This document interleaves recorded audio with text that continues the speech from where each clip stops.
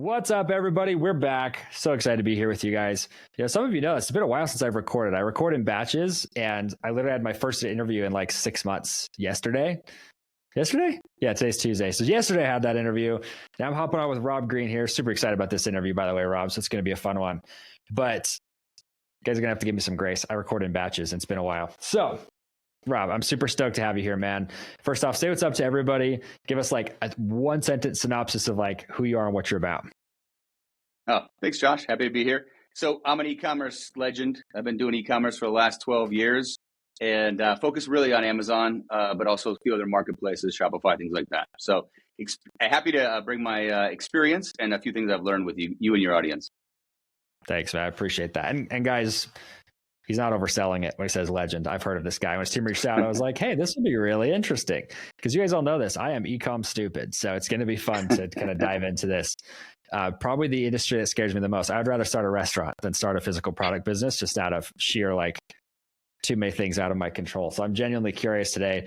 So we had a good conversation before this about a couple things that we could dive into that I thought would be really interesting conversations for those listening to this, because I know a lot of people who are listening to this are going, I've got some reach, I've got some influence. Like you and I talk about, they're not influencers, but they're the type of people who are community leaders, guiding people in a direction, but they've never really sold like a physical product. And ultimately what I'm going to have you do is try and convince me to sell something, physical products. So genuinely curious.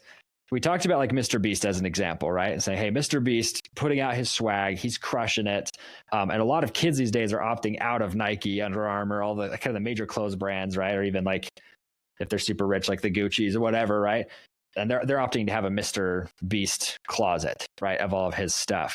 So like, what role do you think that's going to play moving forward? And do you think that's going to kind of shift the market from a buying perspective? I definitely think it's going to shift the market. I think it resonates with people because it's signaling, right?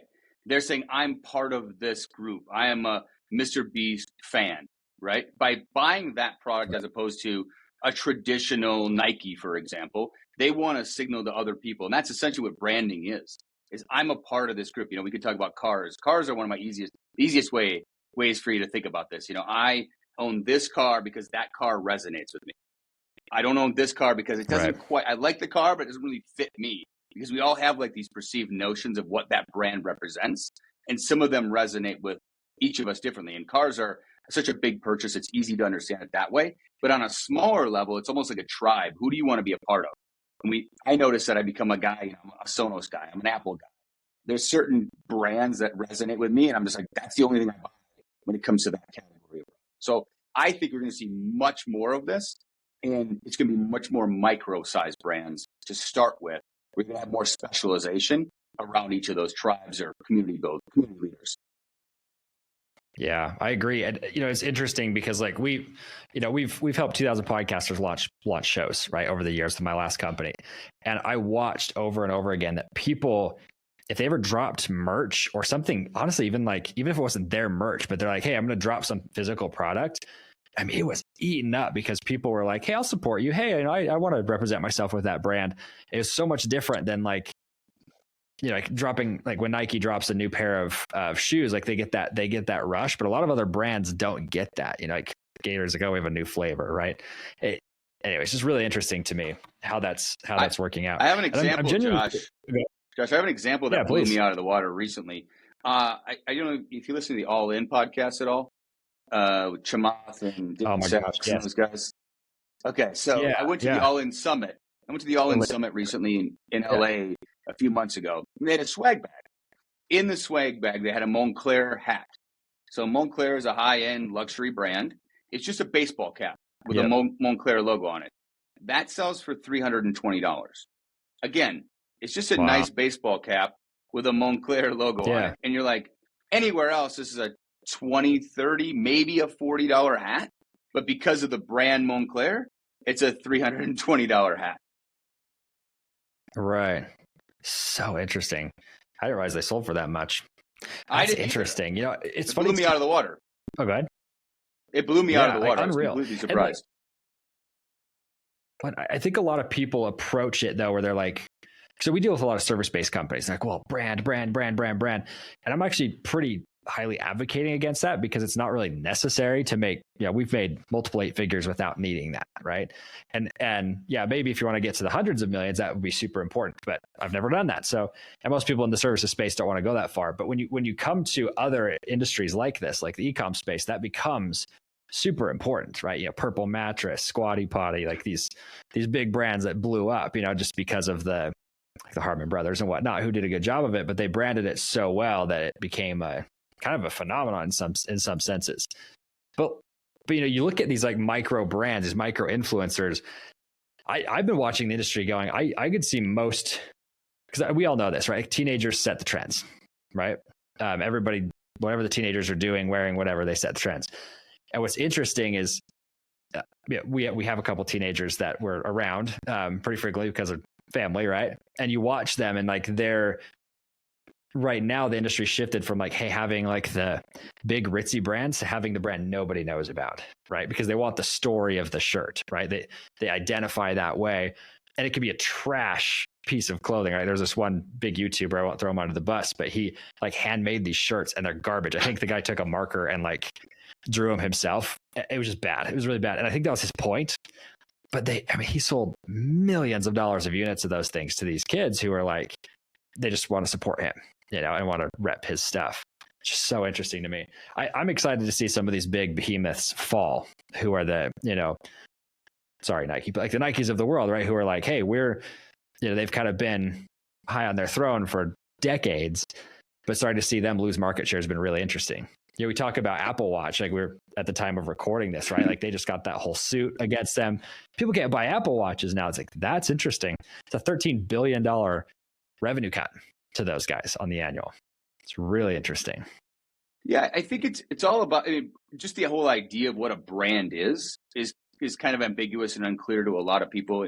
The definition I've always used is how does a brand name resonate with an individual? And then what space does that take up in their brain or in their heart? How do they feel about it? And how do they think about it? And we all have these brands that we love or dislike that we associate in a certain way that we want to be a part of. And we use it to signal and say, oh, I have this clothing, or, you said Lululemon earlier, right? Lululemon was so right. hot for so long. And then it became kind of like it went over the curve. It kind of went across the chasm, and everybody had it. And then it started falling off. Like, oh, it's passe. What's the new thing? What's the new Lululemon? What's Wari? What's Fabletics? What's the new brand to go to? And I think that's just a normal transition. It seems like it's happening a lot faster than it did in the past. Like each year, It moves through that life cycle much faster than it used to. Lululemon, right? Let's say but what's interesting is I think for someone like them, a play they could do is go out and buy some of these Fabletics, Warrior, or whatever, and keep the brand there, but then they can recognize the revenue for Lululemon and keep it scaling. Because I look at, guys like you who've been very successful in the physical product space, launched a lot of really cool products. And I'm like, is that part of your portfolio or your play is to like buy up these brands, or is the goal to like hit it hard and then let it die? Does that make sense? So it depends on the day, to be honest with you, Josh. We go back and forth on it. We have been doing outreach for the past 4 months to acquire brands, trying to find somebody that meets our criteria. I scraped Amazon and looked at all the data and said, all right, here's a list of people we want to reach out to. So we've been doing outreach, email, handwritten cards. We've been doing that to try to have conversations. It's a numbers game. As you know, we've got to reach out to a lot of people that are in the right mindset, that has the right business that we want to buy, that we think we could add value to. And that's what we're looking for, is obvious improvements that we can make to a brand within a 30, 60-day period that we can then leverage up and get scale out of. And we found quite a few. It's just getting them in the right mindset, ready to sell. And also, valuation has to be reasonable at that point. Yeah. But the other side of me says, I want to take everything I've got, all the knowledge I've built and all the knowledge on the team, and just go really, really hard into one huge brand. We've done a bunch of, smaller, multi-million-dollar brands, but we've never had that, high 8-figure or 9-figure brand that we would love to do. And so I go back and forth. I'm a typical entrepreneur. I got 80 million ideas. And how do we figure out where do we want to focus? And I tell my team all the time, I'm like, listen, if I'm the guy saying focused, we got a problem, because it shouldn't be me saying that. because I'm always the one with Yeah. all the ideas. The visionary should be let loose, man. That's the thing. Yeah. And somebody else has got to clean up their ideas and condense them down, right? That's right. That's interesting. Well, because I mean, I'll be honest with you. Like we've been buying up companies with lists, right? Because we're very actively in the services space. Like if we can get entrepreneurs on a list, we're way interested in that company, because a lot of times they want to get rid of the company anyways. You can just assume their tax debt, which is usually like or their debt in general, and it's usually very low. But then you can kind of bring them into that portfolio, which is really interesting. But it's neither here nor there. Not the topic of this conversation, but there's just a guy. Remind me to talk to you about this guy. His name is Blake Hutchinson. He owns Flippa. Okay. Really, really interesting company. But you should talk to him personally, because he could kick you a bunch of really good leads on it. But really cool company for buying other companies. Anyways, got to make a note of that to myself or I'll forget. So, you talked about something before the interview that I thought was so intriguing, because I've barely even heard of this. It's called TikTok Marketplace. How it's called? TikTok Shops. Shops. That's what it is. So, and you're saying you think that there's going to be a big push from Amazon to, like, people stop selling on Amazon, start selling on TikTok. This is a prediction. We're going to disclaim this here, but it's a prediction. But my curiosity is why moving from Amazon to TikTok? So I've been doing e-commerce for quite a while, like a decade plus now, and I've studied what's happened over in China. There are some Chinese companies that have just absolutely crushed in China. One is called Pinduoduo, which is not like, it doesn't spell like it sounds, but they are the owner of Temu. Temu, which you're familiar with, Temu and Shein, right, have come into the U.S. marketplace recently. Yeah. TikTok's been the videos. Temu, by the way, was the #1 app downloaded in the U.S. They went from 600,000 downloads to 30 million in 3 months.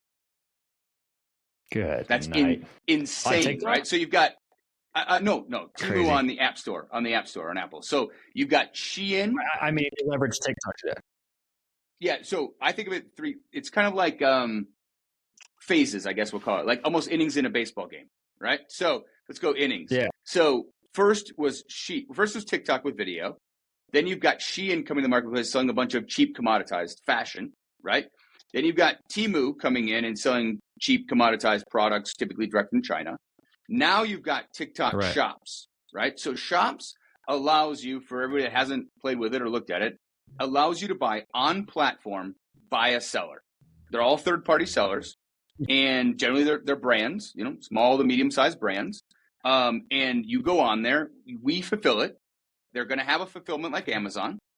Here's the crazy part. This came live in September in the US. I've been doing it in Asia for a while. There are people doing $1 million a week now in the matter of like a month of being on Shops, which is crazy numbers for e-commerce. And what's happening is now TikTok is driving this because they want to compete with Amazon. So there are 0% seller fees. And in some cases, they're subsidizing your shipping. And they're subsidizing coupons to the customer. So like they are all in on driving volume, right? So you compare that, which, I mean, most of our volume is on Amazon. We love Amazon for that reason, because they have the customer base, right? But you pay 15% selling fee in most categories to Amazon. TikTok Shops is 0. Okay. Now, Amazon, we fulfill usually with Amazon, but so we fulfill through a different way to TikTok Shops. But the speed at which, and the virality of it, poses some new problems with physical products, by the way. But the speed at which people are moving on this is insane. It is unbelievable how fast they're getting a few videos to go out, and then they're selling crazy volumes. So we're just in process. It's a whole learning curve, because there's no real clear path. Get the account set up, do this right, do this right. It sounds like it is the Wild West. It feels a lot like Amazon did 8-9 years ago, which we know what's happened in the last 8 to 9 years on Amazon. Yeah, unreal growth. Well, that's so interesting to me, because so I'll be real with you. This is just Josh's opinion on things, but I watch a lot of these platforms take off, and like the bottle rocket is what I call it. Like they launch and then they're gone. Like Clubhouse, great example of this. Totally called that one, right? But I'll be real with you. I also thought TikTok was going to be another Vine, and I thought it was going to be gone. And so I had to eat my words, because it came back and I've done phenomenally well, right? But what's interesting to me about what you're talking about is like this, it's on a platform that's established itself. So it's not going away. It's like Facebook, right? Facebook still not going away, keeps growing every single day, right? Contrary to what people think, growing every single day. So they've established a platform, but then they're implementing a new system that's giving you all of these saleable advantages. But I mean, you and I both know that's probably going to go away at some point, right? Or they're going to go, now our seller fees are 45% because that's what these stupid companies do half the time, right? It's like, so are you saying like get in fast, or are you saying, hey, go just test it as a? Oh, I'm saying get in fast. We're trying to go as get in fast. So a couple of things why I think, and I agree with you, you do see these platforms pop up and they go back. A lot of times they don't have the funding. They don't have the traction yet to really scale, right? TikTok has proven itself, I think, with the scale that they've already reached, number one. Number two, I heard Elon Musk say this recently. They asked him about TikTok. He said, I stopped using TikTok when I could feel the AI reaching into my brain. And I was like, that might be the best description of what it feels like to use TikTok. I use it. Yeah. It's the best algorithm I've ever seen by miles.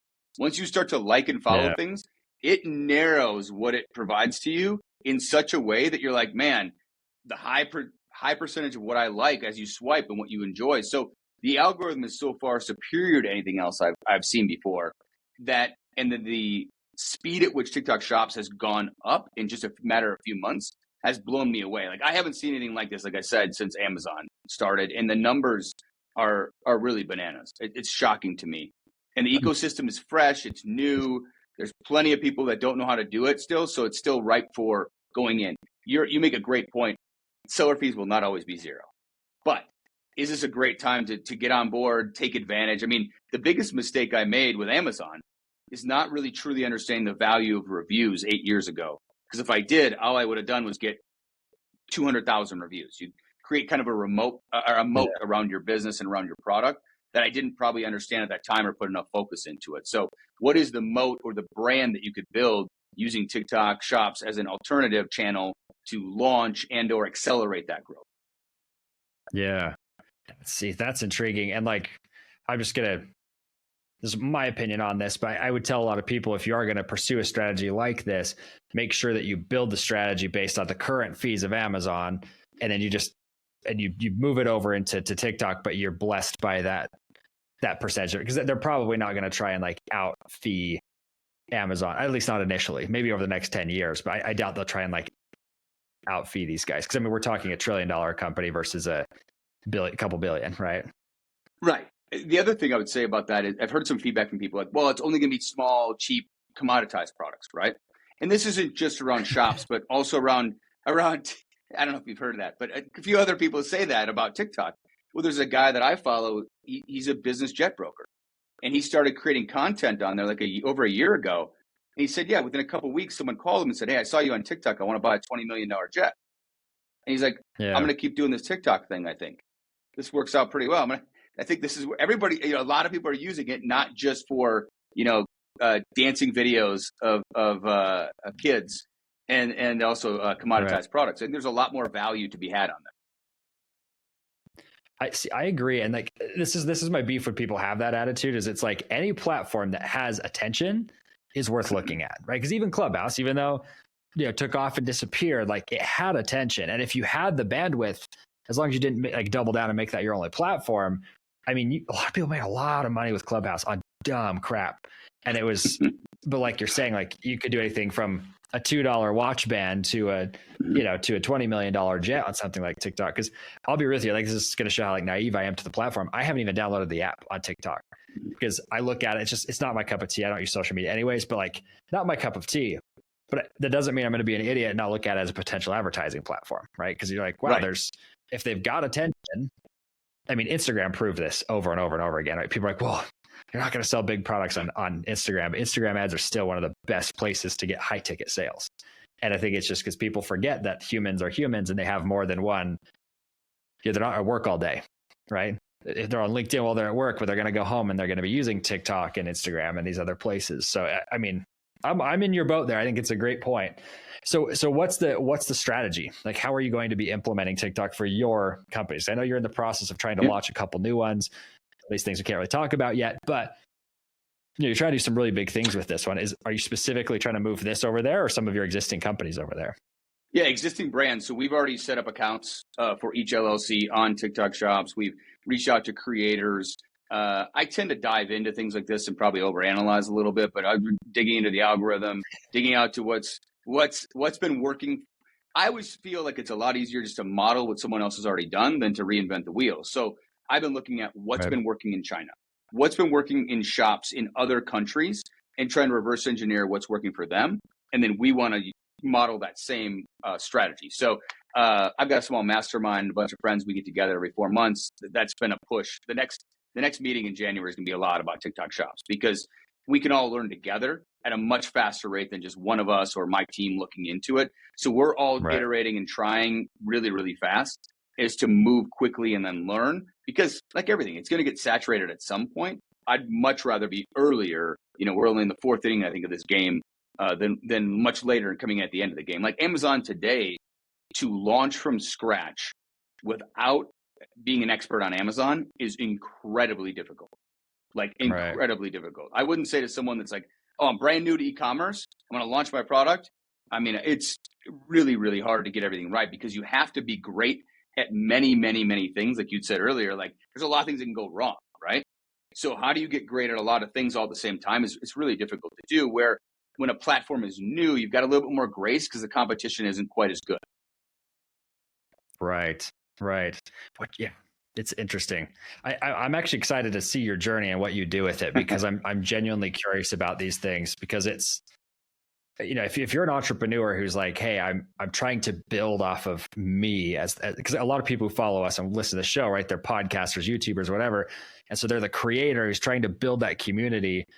But I mean, if you're trying to build that community, you can't ignore platforms like this. I mean, that's really an interesting, piqued my interest. I mean, it's enough for me to go, hey, should we be using that? Yeah, I think it's interesting. So you and I were talking earlier about like community leaders or people that have audiences, right? And they have attention.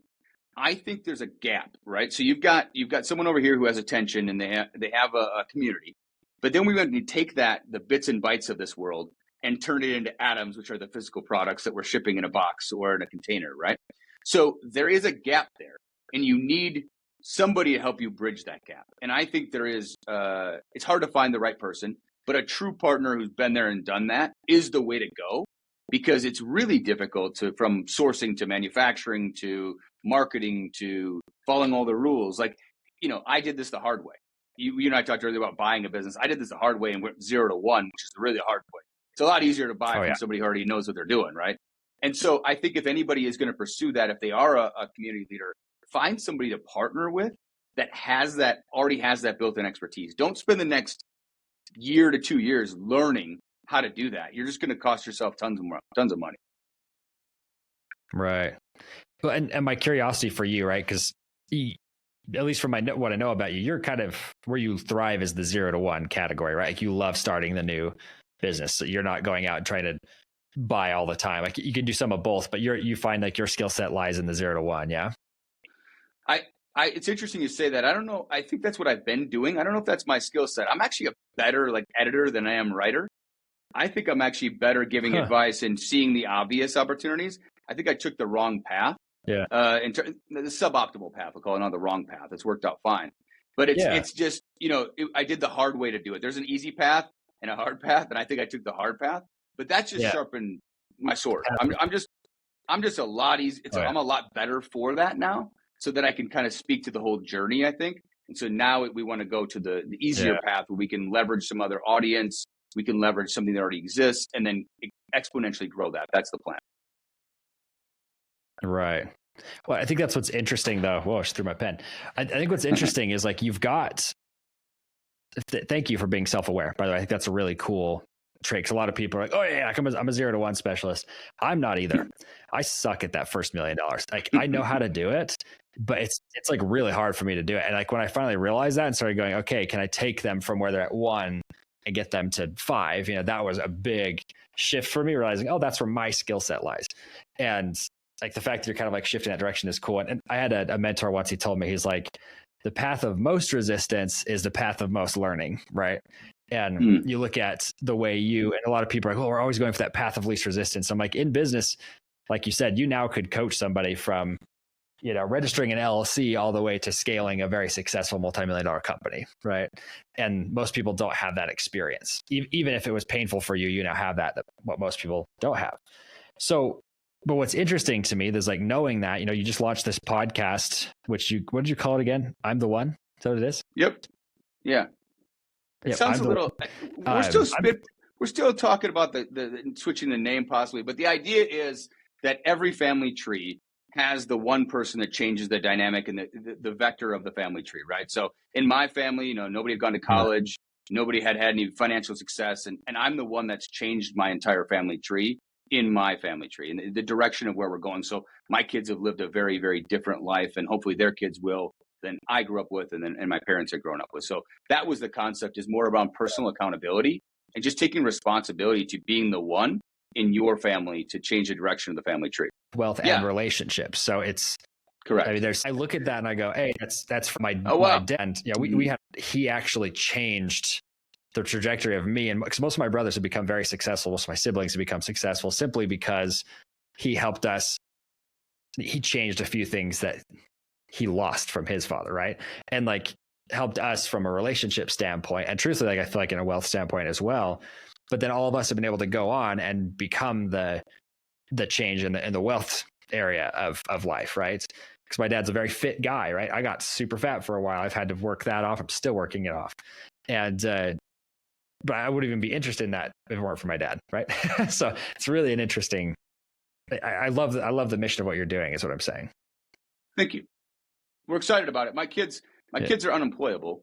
So 15 and 13-year-old daughters, they're probably unemployable because they only want to be entrepreneurs. But they work they work in the business. I've taken my daughter to China.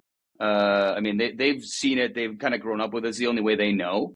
And so I think they're far ahead of where I was. They're far ahead of where I was at 25, probably, to be honest. Yeah. And that's cool that you can do that. Yeah. Because I have every intention of helping my son do the same thing, right? Not pointing him. I'm not even going to talk college because I'm like, I did college. It was great for a lot of reasons. I met my wife, but I didn't, it doesn't really help me a lot. In fact, it slowed me down in business a lot. Anyway, so we got to wrap up this interview here, but I want to just ask you, we talked about like giving the audience some sort of tactic or strategy they could go implement today. You said you had a really good one. Do you mind sharing that with us? So I tend to be a data guy, and the one metric that I find most business owners don't know is the lifetime value of their customer. And I have this conversation all the time with people, is what is the lifetime value of your customer? That's step one. If you want to become more granular, what is the lifetime value of the customer by channel? I just had this conversation on a podcast with a friend of mine. He owns a aesthetic cosmetic clinic. And he knew his number. He's like $5,000. Lifetime value of a customer is $5,000 in revenue. And I'm like, great. What is the lifetime value when they come in from a referral, word of mouth, cold email, advertising, Google? He's like, I don't know, but I'm going to find out, right? I want to dig into that because that, in my head, how I think about lifetime values, if I understand my lifetime value, I understand my margin, I can now allocate my dollars from a marketing perspective appropriately so I can get unlimited scale and I can leverage. Again, e-commerce is a little easier sometimes because we can really break down these numbers and then say, all right, I can pull this lever like right now and change my advertising. Right. But I think for even service-based businesses, understanding your lifetime value, understanding your cost to acquire a customer, that is the critical part to really growing fast. Yeah. I love that as an example. And I love how you broke it down by, you should know that based on the source of the lead as well. I think that's a really key point. So I hope you guys write that down first off, unless you're driving. Remember to put it in your phone as you're at a stoplight or something. But I love that because I know for us, like that's what we track religiously. And like, since we've done that, it's become really important. And then we also track profitability. So like you said, the margin. Mm-hmm. I mean, if you understand what your profit is, it gets really, really easy to gauge how quickly you want to scale, right? Because you can look at it and go, okay, my lifetime value, you said $5,000, right? My lifetime value is $5,000, but it's costing, if I can spend $4,000 to get faster, and increase my revenue quicker, then I could sell this business faster. Or if you're like, hey, I want this to be a cash cow, you can go, okay, well, I'm only going to spend X amount of dollars. I'm going to go a little bit slower, but it's going to build me my cash cow. I think people forget that. So I appreciate you bringing that up. That's a great tactic. How would somebody who's never done that before, how would they figure that number out if they haven't had like millions and millions in sales? I think the one way to do is start tracking your customers. You got to have some type of CRM, or you have to have some type of tracking software. Each business uses a different software. If you're a gym or you're a plumber, you do some different software. But you want to track your customer over time. How often do they rebuy? Is your business something where they come back and they buy frequently? Is something maybe it's an example would be we redid our house a few years ago. We did all the countertops. That guy's not coming back out anytime soon. But I explained to him, I said, you know what? Sell me a $100, $200 annual service and come treat them. I'm not going to do it myself. Turn this into a subscription, right. Make money on it. And then when I am ready to get new countertops, you're the guy that I've been seeing every year. You've taken a one-time transaction, built into a lifetime value, and then probably have a better shot at getting me when I make another decision on a countertop, because this probably won't be the only house I ever own my entire life. So getting a deep understanding of your customer and their journey with you is the step one. And then step two, which is the harder part, I think, for offline businesses, is really understanding how did they first come to you, and try to track that religiously to understand how did they come to you, because there is a big difference between different channels and how they first find you, typically in lifetime value. Yeah. So good. When people, I hope you'll look at that and go and implement that, because that, honestly, if anything comes out of this episode for you, that's what I would be like, go check this, go look at this. And even if you feel like, oh, I know what that number is, check yourself, double check yourself, quadruple check yourself. I literally wrote that down. I have a note here. I'm like, I'm going to go back and we're going to look at that number again for us. It's been a month or two since I've even thought about that number. And I'm like, wow, we could probably increase our lifetime value with something simple like that. So let me ask you this, Rob, just as like a final place. People can reach you or they can go see the show over at imtheone.com. Sounds like you might change the name. And if you do, just let me know. We'll change it in the show notes. But guys, go listen to the show and do us a favor, right? This is something for Rob. If you like this episode, go over to his podcast, listen to an episode, and leave a review. That makes a world of difference for a podcaster. So if you can get those reviews, the show grows faster and we can help Rob reach more people, but also you're going to get an incredible amount of wisdom from his show as well. So Rob, anything else you'd like to provide for our audience here? One last little tidbit on this marketing side, and this is a mindset thing. I say this all the time. We have an unlimited budget for profitable activities. We don't cap our budget. A lot of people say, especially in corporate B2B sales, like, what is your budget? I don't have a budget. I have an unlimited budget for profitable activities. So once you know your numbers, you should think that way, that I have an unlimited budget for more of those profitable activities. As long as you know the numbers. Don't just spend money without knowing the numbers. But that is a mindset shift for most people. Yeah. Brilliant mindset shift. Well, man, I appreciate you coming on, sharing these tidbits. I think there's some really good nuggets here that people can take away. We appreciate you coming on, man. Oh, thanks, Josh. I appreciate it. It's been fun.